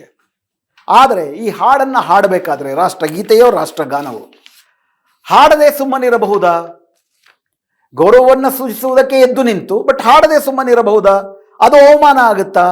ಇದರ ಬಗ್ಗೆಯೂ ಕೂಡ ಸುಪ್ರೀಂ ಕೋರ್ಟಿನಲ್ಲಿ 1980ರ ದಶಕದಲ್ಲೇ Emmanuel versus state of Kerala ಅನ್ನುವಂಥದ್ದು ಸಾಂವಿಧಾನಿಕ ಪೀಠಕ್ಕೆ ಹೋಗಿ ಒಂದು ಕಾನ್ವೆಂಟ್ ಇನ್ಸ್ಟಿಟ್ಯೂಷನಲ್ಲಿ ಜನಗಣಮನವನ್ನು ಹಾಡಬೇಕಾದ್ರೆ ನಿರ್ದಿಷ್ಟ ಕ್ರೈಸ್ತ ಸಂಪ್ರದಾಯಕ್ಕೆ ಸೇರಿದಂಥ ಹುಡುಗರು ನಿಂತ್ಕೊಳ್ತಿದ್ರು, ಆದರೆ ಹಾಡನ್ನು ಹಾಡ್ತಿರಲಿಲ್ಲ. ಇದು 1971ರ ಕಾಯ್ದೆ ಏನಿದೆ, ರಾಷ್ಟ್ರ ಗೌರವಗಳಿಗೆ ಅವಮಾನ ಮಾಡುವುದು ಅನ್ನೋ ಕಾಯ್ದೆಯಡಿ ಅಪರಾಧವಾಗುತ್ತದೆ ಅಂತ ಅವ್ರನ್ನ ಸಸ್ಪೆಂಡ್ ಮಾಡ್ತಾರೆ ಅವರ ಶಾಲೆಯಿಂದ. ಅವರು ಹೈಕೋರ್ಟ್ಗೆ ಹೋಗ್ತಾರೆ, ಹೈಕೋರ್ಟ್ ಆ ಸಸ್ಪೆನ್ಷನ್ನ ಎತ್ತಿಡಿಯುತ್ತೆ, ಸುಪ್ರೀಂ ಕೋರ್ಟಿಗೆ ಬರುತ್ತೆ. ಸುಪ್ರೀಂ ಕೋರ್ಟ್ ಇದರ ಬಗ್ಗೆ ಚಿನ್ನಪ್ಪರೆಡ್ಡಿ ಅವರ ನೇತೃತ್ವದಲ್ಲಿ, ನ್ಯಾಯಮೂರ್ತಿ ಚಿನ್ನಪ್ಪರೆಡ್ಡಿ ಅವರ ನೇತೃತ್ವದಲ್ಲಿ ಬಹಳ ಸ್ಪಷ್ಟವಾಗಿ ಒಂದು ವಿಷಯವನ್ನು ಹೇಳ್ತಾರೆ. ಹಾಡುವುದಕ್ಕೆ ಅಡ್ಡಿಪಡಿಸಿದ್ದಾರಾ? ಹಾಡುವುದಕ್ಕೆ ಅಡ್ಡಿಪಡಿಸಿಲ್ಲ, ಹಾಡ್ಬೇಕಾದ್ರೆ ಅವರು ಎದ್ದು ನಿಂತಿದ್ದಾರೆ. ಹಾಡುವ ಅಸೆಂಬ್ಲಿ ಮೇಲೆ ಏನಾದರೂ ದಾಳಿ ಮಾಡಿದಾರಾ? ಅದನ್ನೂ ಮಾಡಿಲ್ಲ, ಮೌನವಾಗಿ ಎದ್ದು ನಿಂತಿದ್ದಾರೆ. ಮೌನವೂ ಕೂಡ ಅಭಿವ್ಯಕ್ತಿ ಸ್ವಾತಂತ್ರ್ಯದ ಭಾಗ. ಹಾಗೂ ಪ್ರತಿಮಾ ಪೂಜೆ ಮಾಡಬಾರದು ಅನ್ನುವ ಧಾರ್ಮಿಕ ಸ್ವಾತಂತ್ರ್ಯವನ್ನು ಒಂದು ಮೂಲಭೂತ ಹಕ್ಕಾಗಿ ಸಂವಿಧಾನ ಕೊಟ್ಟಿದೆ. ಹಾಗೂ ಈ ಸಂವಿಧಾನ ಕೊಟ್ಟಿರುವ ಮೂಲಭೂತ ಹಕ್ಕಿಗೆ ಯಾವುದೇ ಕಾನೂನುಗಳು ಚ್ಯುತಿ ತರಬಾರದು, ಅಗೌರವವನ್ನು ಉಂಟು ಮಾಡಬಾರ್ದು. ಅಗೌರವ ಯಾವಾಗ ಆಗುತ್ತೆ? ಹಾಡನ್ನು ಹಾಡುವುದಕ್ಕೆ ಬೇರೆಯವರು ಹಾಡ್ತಿದ್ದಾಗ ನೀವು ಅಡ್ಡಿ ಮಾಡಿದ್ರೆ, ಹಾಗೂ ನೀವು ಯಾರಾದರೂ ಹಾಡು ಸೇರೋದಕ್ಕೆ ಒಂದು ಸಭೆ ಸೇರಿದಾಗ ಆ ಸಭೆ ಆಗದಂತೆ ತಡ್ಡಿದ್ರೆ ಅದು ದಾಳಿಯ ಸ್ವರೂಪವನ್ನು ಪಡ್ಕೊಳ್ಳುತ್ತೆ, ಆಗದು ಅಪರಾಧ ಆಗುತ್ತೆ. ನಾನು ಹಾಡಲ್ಲ ಈ ಧಾರ್ಮಿಕ ಕಾರಣಗಳಿಗಾಗಿ ಅಂತ ನಾನು ನಿರಾಕರಿಸಿದ್ರೆ ಅದನ್ನು ಆ ರಾಷ್ಟ್ರೀಯ ಅಗೌರವ ಅಂಥೇಳಿ ಸುಪ್ರೀಂ ಕೋರ್ಟು ಇದುವರೆಗೂ ಪರಿಭಾವಿಸಿರಲಿಲ್ಲ. ಅದರ ಬಗ್ಗೆ ಸ್ಪಷ್ಟವಾದಂಥ ತೀರ್ಮಾನವನ್ನು ಕೊಟ್ಟಿದೆ. ಆದರೆ ಇನ್ನು ಮುಂದೆ ಹಾಗಾಗುವ ಸಾಧ್ಯತೆ ಕಡಿಮೆ. ಯಾಕಂದರೆ ಈ ಕಾನೂನನ್ನು ತಂದಿರುವುದೇ, ಮತ್ತು ನೀವು ಇವತ್ತಿನ ಈ ಮಂತ್ರಿಮಂಡಲ ಏನು ಪ್ರಮಾಣ ವಚನ ಸ್ವೀಕರಿಸುತ್ತೆ ಅದರಲ್ಲೂ ಕೂಡ ಗಮನಿಸಿರ್ಬೋದು, ಮೊದಲು ಈ 6-7 ನಿಮಿಷಗಳ 6 ಚರಣಗಳ ರಾಷ್ಟ್ರಗಾನ, ಅದಾದ ನಂತರ ರಾಷ್ಟ್ರಗೀತೆ, ಅವೆಲ್ಲ ಹಾಡಬೇಕಾದ್ರೆ ಎದ್ದು ನಿಲ್ಲಬೇಕು, ಎಲ್ಲರೂ ಕೂಡ ಅದನ್ನು ಹಾಡಬೇಕು, ಅಧಿಕೃತ ಸಭೆ ಸಮಾರಂಭಗಳಲ್ಲಿ ಅದಿರಬೇಕು. ಇದಿಷ್ಟು ಮಾಡಬೇಕಾದ್ರೆ ಯಾರಾದರೂ ಇಲ್ಲ ನಾನು ಹಾಡಲ್ಲ ಅಂತ ಕೂಗಾಡಿ ಗಲಾಟೆ ಮಾಡಿದ್ರೆ ಸುಮ್ಮನಿರ್ಬೋದು, ಮೌನವಾಗಿರೋದು ತಪ್ಪಲ್ಲ. ಆದರೆ ಇನ್ನು ಮುಂದೆ ಸರ್ಕಾರ ಹಾಗೆ ಮಾಡಲಿಲ್ಲ ಅಂದರು, ಸರ್ಕಾರದ ಏಜೆಂಟರು, ಸಂಘ ಪರಿವಾರದವರು, ಪುಂಡರು, ಪೋಖರಿಗಳು ಲಿಂಚಿಂಗ್ ಥರ ಮಾಡಿ ಹಾಡು ಜೈ ಶ್ರೀರಾಮ್ ಘೋಷಣೆ ಮಾಡಲಿಲ್ಲ ಅಂದರೆ ನೀನು ಭಾರತೀಯ ಅಲ್ಲ ಅಂತ ಬೀದಿನಲ್ಲಿ ಲಿಂಚಿಂಗ್ ಮಾಡ್ತಿರ್ಬೇಕಾದ್ರೆ ಈ ಕಾಯ್ದೆ ಆ ಥರ ಲಿಂಚಿಂಗ್ ಮಾಡುವುದಕ್ಕೆ ಕಾನೂನುಬದ್ಧವಾದಂಥ ಮಾನ್ಯತೆಯನ್ನು ತಂದುಕೊಡುತ್ತೆ. ಅವರು ಅಗೌರವ ತೋರಿಸಿದ್ರ ಇಲ್ವಾ? ಹಾಡಲಿಲ್ಲ ಅನ್ನೋದೇ ಅಗೌರವ ಅಂತ ಯಾವುದೋ ಪೊಲೀಸ್ ಠಾಣೆಯಲ್ಲಿರೋ ಇನ್ಸ್ಪೆಕ್ಟರ್ಗೆ ಅನಿಸಿರುತ್ತೆ, ಅವರ ಸಾಮಾನ್ಯ ಕಾನೂನಿನ ಜ್ಞಾನ ಅಷ್ಟೇ ಇರುತ್ತೆ. ಇದು ಕೋರ್ಟಲ್ಲಿ ಹೋಗಿ ಸಾಬೀತಾಗೋದು ಯಾವಾಗ? ಮತ್ತು ಇದು ಮೊದಲೇನೆ ಮುಸ್ಲಿಮರ ಬಗ್ಗೆ, ಕ್ರಿಶ್ಚಿಯನ್ನರ ಬಗ್ಗೆ ಇವರು ಸಂಪೂರ್ಣವಾಗಿ ದೇಶದ್ರೋಹಿಗಳು ಅನ್ನುವಂತಹ ಒಂದು ಬಗೆಯ ಪೂರ್ವಾಗ್ರಹವನ್ನು ಕಲ್ಪಿಸಿದ್ದಾರೆ. ಮತ್ತು ತಾವು ಹಾಡು ಹಾಡದೇ ಇರುವಂಥದ್ದು ದೇಶದ ಬಗ್ಗೆ ಅಗೌರವವಲ್ಲ, ಪ್ರತಿಮಾ ಪೂಜೆ ತಮ್ಮ ಧರ್ಮಕ್ಕೆ. ಯಾಕಂದರೆ ನೀವು ಅದನ್ನು ದುರ್ಗೆ ಅಂತ ಮಾಡಿಬಿಟ್ಟು ಅವಳು ಪೂಜೆ ಮಾಡು ಅಂತ ಹೇಳ್ತಿದ್ದೀರಿ. ಸರಸ್ವತಿ ಪೂಜೆ ಮಾಡ್ತಿದ್ದಾರೆ ಇವತ್ತು. ಸರಸ್ವತಿ ಇಡೀ ಭಾರತದ ಎಲ್ಲ ಧರ್ಮೀಯರು ಒಪ್ಪಬೇಕು ಅಂತೆಲ್ಲ, ಹಿಂದೂಗಳಲ್ಲೇ ಹಲವಾರಿಗೆ ಸರಸ್ವತಿ ಏನು ದೇವರಲ್ಲ. ಲಕ್ಷ್ಮೀ ಪೂಜೆ ಮಾಡ್ತಾರೆ ಸರ್ಕಾರಿ ಕಚೇರಿಗಳಲ್ಲಿ. ಗಣೇಶನ ಉತ್ಸವ ಮಾಡ್ತಾರೆ. ಒಂದು ಧರ್ಮ ಎಲ್ಲ ಧರ್ಮಗಳಿಂದಲೂ ಸಮಾನ ದೂರ ಅಥವಾ ಸಮಾನ ಸಾಮೀಪ್ಯ ಹೊಂದಿರಬೇಕಾಗಿರುವಂತಹ ಒಂದು ದೇಶ. ಸೆಕ್ಯುಲರ್ ಬಿಟ್ಬಿಡಿ, ಯಾವುದೇ ಧರ್ಮಕ್ಕೆ ಪ್ರೋತ್ಸಾಹ ಕೊಡದೇ ಇರಬೇಕಾಗಿರೋದು ಸೆಕ್ಯುಲರಿಸಮ್. ಬೇಡ, ಭಾರತದಲ್ಲಿ ಸಮಾನ ದೂರವನ್ನಾದರೂ ಮೇಂಟೈನ್ ಮಾಡಬೇಕು. ಆದರೆ ಪೊಲೀಸ್ ಸ್ಟೇಷನ್ ಒಳಗಡೆ ಗಣೇಶ ದೇವಸ್ಥಾನ ಇರುತ್ತೆ, ಸರ್ಕಾರಿ ಕಚೇರಿಗಳಲ್ಲಿ ಲಕ್ಷ್ಮೀ ಪೂಜೆ ಮಾಡ್ತಾರೆ, ಶಾಲೆಗಳಲ್ಲಿ ಇವತ್ತು ಮಧ್ಯಪ್ರದೇಶದಲ್ಲಿ ಅಧಿಕೃತವಾಗಿ ಸರಸ್ವತಿ ಪೂಜೆ ಮಾಡ್ತಾರೆ. ಕೋರ್ಟ್ಗಳು ಸರಸ್ವತಿ, ಲಕ್ಷ್ಮಿ, ಗಣೇಶ ಇವೆಲ್ಲ ಇಡೀ ಭಾರತದ ದೇವರುಗಳು, ಒಂದು ಧರ್ಮದ ದೇವರುಗಳಲ್ಲ ಅಂತ ನಿರ್ವಚನಗಳನ್ನು ಕೊಡ್ತಾರೆ. ಸೊ ಈ ರೀತಿ ಇಡೀ ದೇಶವೇ ಒಂದು ಬಗೆಯ ಕೋಮುವಾದೀಕರಣ, ಒಂದು ಡಿಫ್ಯಾಕ್ಟೋ ಅಲ್ಲ, ಕೋರ್ಟ್ಗಳಂತ ಡಿಜೂರೆ. ಇನ್ಫ್ಯಾಕ್ಟ್ ಹಿಜಾಬನ್ನು ನಿಷೇಧಿಸಿದಂಥ ಸಂದರ್ಭದಲ್ಲಿ ಹೈಕೋರ್ಟಲ್ಲಿ ನಡೆದಂಥ ತ್ರಿಸದಸ್ಯರ ಪೀಠದ ಮುಂದೆ ನಡೆದಂಥ ತೀರ್ಮಾನ ಮತ್ತು ಅದು ಸುಪ್ರೀಂ ಕೋರ್ಟ್ಗೆ ಹೋದಾಗ ಸುಪ್ರೀಂ ಕೋರ್ಟಿನ ಇಬ್ಬರು ನ್ಯಾಯಾಧೀಶರ ಪೀಠದಲ್ಲಿ ಒಬ್ಬರು ಹಿಜಾಬನ್ನು ನಿಷೇಧ ಮಾಡೋದು ತಪ್ಪು ಅಂದರು, ಇನ್ನೊಬ್ಬರು ನಿಷೇಧ ಮಾಡೋದು ಸರಿ ಅಂತಂದರು. ನಿಷೇಧ ಮಾಡೋದು ಸರಿ ಅನ್ನುವಂತಹ ನ್ಯಾಯಾಧೀಶರು ಹೇಳಿದ್ದೇನಪ್ಪ ಅಂದರೆ ಅವ್ರ ಮುಂದೆ ಇದು ವಾದ ಬಂತು. ಶಾಲೆಯ ಒಳಗಡೆ ಸೆಕ್ಯುಲಾರಿಸಮ್ ಇರಬೇಕು, ಬೇರೆ ಯಾವುದೇ ಧಾರ್ಮಿಕ ಲಾಂಛನಗಳಿರಬಾರ್ದು. ಹಿಜಾಬ್ ಅನ್ನೋದು ಒಂದು ಧಾರ್ಮಿಕ ಲಾಂಛನ, ಆದ್ದರಿಂದ ನಾವು ಅದನ್ನು ನಿಷೇಧಿಸ್ತಿದ್ದೀವಿ ಸೆಕ್ಯುಲರಿಸಮ್ ಕಾರಣಕ್ಕೆ ಅಂತಂದರೆ, ಹಾಗಾದರೆ ಕುಂಕುಮವನ್ನು ಇಟ್ಕೊಳ್ಳುವುದು, ತಾಳಿ ಬೊಟ್ಟನ್ನು ಇಟ್ಕೊಳ್ಳುವುದು, ಕಾಲುಂಗ್ರವನ್ನು ಕಟ್ಕೊಳ್ಳೋದು, ಪೇಟವನ್ನು ಕಟ್ಕೊಳ್ಳೋದು, ವಿಭೂತಿಯನ್ನು ಇಟ್ಕೊಳ್ಳುವುದು ಇವೆಲ್ಲವೂ ಕೂಡ ಧಾರ್ಮಿಕ ಸೂಚಕವಲ್ವಾ? ಒಂದು ಧಾರ್ಮಿಕ ಸೂಚನೆ ಅಲ್ವಾ? ಹಿಜಾಬನ್ನು ವಿರೋಧಿಸೋದಾದರೆ ಅದನ್ನು ವಿರೋಧಿಸ್ಬೇಕಲ್ವಾ? ಹಿಜಾಬನ್ನು ಅದನ್ನು ಬಿಡ್ತೀರಾ ಅಂದರೆ ಹಿಜಾಬನ್ನು ಬಿಡಬೇಕಲ್ವಾ ಅನ್ನೋ ಪ್ರಶ್ನೆ ಬಂದರೆ ಸುಪ್ರೀಂ ಕೋರ್ಟ್ನ ಆ ಮಹಾನ್ ನ್ಯಾಯಾಧೀಶರು, ನೀವೇನು ಬೇರೆ ಉದಾಹರಣೆಗಳು ಕೊಡ್ತಿದ್ದೀರಿ ಅವೆಲ್ಲವೂ ಕೂಡ ಈ ದೇಶದ ಸಂಸ್ಕೃತಿ, ಕುಂಕುಮ ಇವೆಲ್ಲ ಈ ದೇಶದ ಸಂಸ್ಕೃತಿ, ಅರ್ಥಾತ್ ಹಿಜಾಬ್ ಈ ದೇಶದ್ದಲ್ಲ, ಅರ್ಥಾತ್ ಮುಸ್ಲಿಮರು ಈ ದೇಶದ್ದಲ್ಲ ಅಂಥೇಳಿ ನ್ಯಾಯಾಲಯದ ವೇದಿಕೆಯಲ್ಲಿ ಒಂದು ನ್ಯಾಯದಾನದ ಮಾನದಂಡವಾಗಿ ಅದನ್ನು ಬಳಸಕ್ಕೆ ಶುರು ಮಾಡಿದ್ದಾರೆ. ಈ ಥರ ಇರುವ ನ್ಯಾಯಾಲಯ, ಈ ಥರ ಇರುವ ಸಮಾಜ, ಯಾರಾದರೂ ಹಾಡಲಿಲ್ಲ ಅಂದರೆ ಲಿಂಚಿಂಗ್ ಮಾಡಿದ್ದನ್ನು ಸಮರ್ಥಿಸ್ಕೊಳ್ಳೋದಕ್ಕೆ 8 ರಿಂದ 9 ಗಂಟೆಗೆ ಗಂಟ್ಲು ಹರಿಚ್ಕೊಳ್ಳೋಂಗೆ ನೇಷನ್ ವಾಂಟ್ಸ್ ಟು ನೋ ಅಂತ ಕೂಗುವಂಥ ಮೀಡಿಯಾಗಳು ಇರುವಂತಹ ದೇಶದಲ್ಲಿ ಈ ಕಾನೂನು, ಈ ತಿದ್ದುಪಡಿ ಏನೆಲ್ಲ ಅನಾಹುತವನ್ನು ಮತ್ತು ಈ ದೇಶದ ಒಗ್ಗಟ್ಟನ್ನು ಇನ್ನೂ ಎಷ್ಟು ಭೀಕರವಾಗಿ ಹಾಳು ಮಾಡಬಹುದು ಅನ್ನೋದು ನಮ್ಮೆಲ್ಲರ ಊಹೆಗೆ ನಿಲುಕಿರುವ ವಿಷಯ. ಆದ್ದರಿಂದ ಸ್ನೇಹಿತರೆ, ಏನು ಈ ಕಾನೂನನ್ನು ತರಲಾಗಿದೆ, ರಾಷ್ಟ್ರಗೀತೆ ರಾಷ್ಟ್ರಗಾನಕ್ಕೆ ಅವಮಾನವನ್ನು ಮಾಡಿದರೆ ಶಿಕ್ಷೆ ಮಾಡಬೇಕು ಅನ್ನೋದು ತನ್ನಂತೆ ತಾನೇ ಅದು ತಪ್ಪಲ್ಲ. ರಾಷ್ಟ್ರಗಾನಕ್ಕೆ ಅಗೌರವವನ್ನು ಯಾರೂ ಮಾಡಬಾರ್ದು. ನಾನು ಪ್ರಾರಂಭದಲ್ಲೇ ಹೇಳ್ದಂಗೆ ಮೊದಲಿಂದ ಅಗೌರವ ತೋರಿಸ್ತಾ ಬಂದವರು ಯಾರು?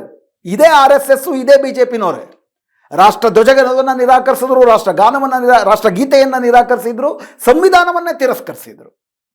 ಅವರು ಈಗ ಇದ್ದಕ್ಕಿದ್ದಾಗೆ ನಾವೇ, ಯಾಕಂದರೆ ತ್ರಿವರ್ಣದ ಒಳಗಡೆ ಅವರು ಪ್ರಧಾನವಾಗಿ ಎತ್ತಿಡಿಯೋದು ಕೇಸರಿ ಬಣ್ಣವನ್ನು ಮಾತ್ರ. ಅದರ ಭಾಗವಾಗಿಯೇ ಈ ಕಾನೂನನ್ನು ತರಲಾಗಿದೆ. ಆದ್ದರಿಂದ ಇದು ಅನಧಿಕೃತವಾಗಿ ಏನು ಲಿಂಚಿಂಗ್ ಮಾಡ್ತಾ ಇದ್ರು ಆ ಥರ ರಾಷ್ಟ್ರಗೌರವದ ಹೆಸರಿನಲ್ಲಿ ಇವತ್ತು ತಮ್ಮ ಧಾರ್ಮಿಕ ಹಕ್ಕು ಅಥವಾ ಅಭಿವ್ಯಕ್ತಿ ಸ್ವಾತಂತ್ರ್ಯ ಅಥವಾ ತಮ್ಮ ಅಭಿಪ್ರಾಯ ಭೇದ ಆ ಕಾರಣಗಳಿಗಾಗಿ ಮೌನವಾಗಿರುವುದನ್ನು ಕೂಡ ಅವಮಾನ ಅಂತ ಅಂದ್ಬಿಟ್ಟು ಸಮೀಕರಿಸಿ ಹಿಂದೂ ರಾಷ್ಟ್ರವನ್ನು ಬಲವಂತವಾಗಿ ಈ ದೇಶದ ಮೇಲೆ ಹೇರುವ ಮತ್ತೊಂದು ಸಾಧನವಾಗಿ ಮಾತ್ರ ಈ ತಿದ್ದುಪಡಿ ಬಂದಿದೆ. ಇದಕ್ಕೂ ದೇಶ ಗೌರವವನ್ನು ಕಾಪಾಡುವುದಕ್ಕೂ ರಾಷ್ಟ್ರಗೀತೆಗೂ ರಾಷ್ಟ್ರಗಾನಕ್ಕೂ ಯಾವ ಸಂಬಂಧವೂ ಇಲ್ಲ ಅನ್ನೋದು ತುಂಬ ಸ್ಪಷ್ಟ ಅಂತ ನನಗಂತೂ ಅನಿಸುತ್ತೆ. ತಮಗೇನಿಸುತ್ತೆ ತಿಳಿಸಿ. ನಮಸ್ಕಾರ. ನಮ್ಮ ಕಾರ್ಯಕ್ರಮಗಳನ್ನು ನೀವು ನೋಡ್ತಾ ಇದ್ರೆ ನಮ್ಮ ಚಾನೆಲ್ ಅನ್ನ ಸಬ್ಸ್ಕ್ರೈಬ್ ಮಾಡಿ, ಪಕ್ಕದ ಬೆಲ್ ಐಕನ್ ಒತ್ತಿ ನಮ್ಮನ್ನ ಬೆಂಬಲಿಸಿ. ಹಾಗೆ ನಮ್ಮ ಕಾರ್ಯಕ್ರಮಗಳನ್ನ ಲೈಕ್ ಮಾಡಿ, ಕಮೆಂಟ್ ಮಾಡಿ, ಅದನ್ನ ಬೇರೆಯವರಿಗೂ ವಾಟ್ಸ್ಆಪ್ ಮೂಲಕ ಶೇರ್ ಮಾಡಿ. ನೀವು ಹೀಗೆ ಮಾಡಿದಾಗ ನಮ್ಮ ಚಾನೆಲ್ ಇನ್ನಷ್ಟು ಮತ್ತಷ್ಟು ಜನರಿಗೆ ತಲುಪಲು ನೀವು ನಮ್ಮೊಂದಿಗೆ ಸಹಕರಿಸಿದ ಹಾಗಾಗುತ್ತೆ. ಇದು ನೀವು ಯಾವುದೇ ಖರ್ಚಿಲ್ಲದೆ ಕೆಲವೇ ಸೆಕೆಂಡುಗಳಲ್ಲಿ ನೀಡಬಹುದಾದ ಸಹಕಾರ. ಧನ್ಯವಾದಗಳು.